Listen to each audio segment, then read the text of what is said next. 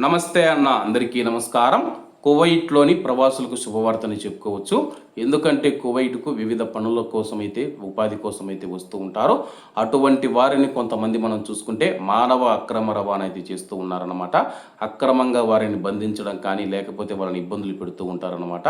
దీనికి సంబంధించి కువైట్ కీలక నిర్ణయం తీసుకొని ప్రత్యేక కమిటీని ఏర్పాటు చేసింది. కువైట్ మానవ అక్రమ రవాణా మరియు ప్రవాసుల స్మగ్లింగ్ను ఎదుర్కోవడానికి ఏర్పాటు చేసిన జాతీయ స్థాయి కమిటీ చైర్మన్ హోదాలో న్యాయశాఖ మంత్రి కౌన్సిలర్ నాసర్ ఆల్ సుమైత్ గారు కేబినెట్ ఆమోదించిన జాతీయ వ్యూహంలోని సిఫారసులను అమలు చేయడం ప్రారంభించేందుకు కమిటీ సమావేశానికి అధ్యక్షత వహించారు.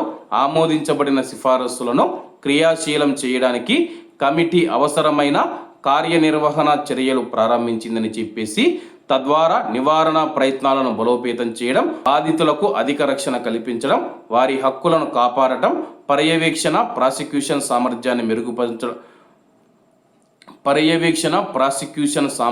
మెరుగుపరచడం వంటివి జరుగుతాయని చెప్పేసి న్యాయశాఖ మంత్రి గారు తెలియజేశారు. అంతర్జాతీయ ప్రమాణాలకు అనుగుణంగా రూపొందించిన జాతీయ విధానంలో ఇది సంబంధిత అధికారుల మధ్య సమన్వయాన్ని కూడా బలోపేతం చేస్తూ ఉందని చెప్పేసి, ప్రస్తుతం కువైట్కు వచ్చిన ప్రవాసులను మనం చూసుకుంటే ముఖ్యంగా మహిళలు ఎవరైతే ఉన్నారో వాళ్ళు మానవ అక్రమ రవాణాకు గురవుతూ ఉన్నారన్నమాట.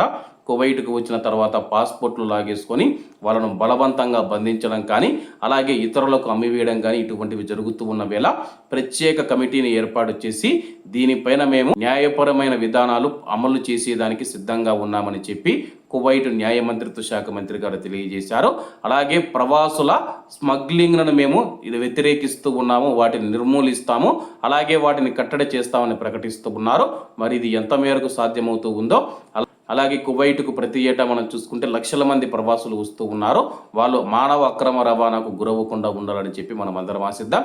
కాబట్టి అందరూ బాగుండాలి, అందులో మనం ఉండాలి. అందరికీ నమస్తే అన్న, జై హింద్.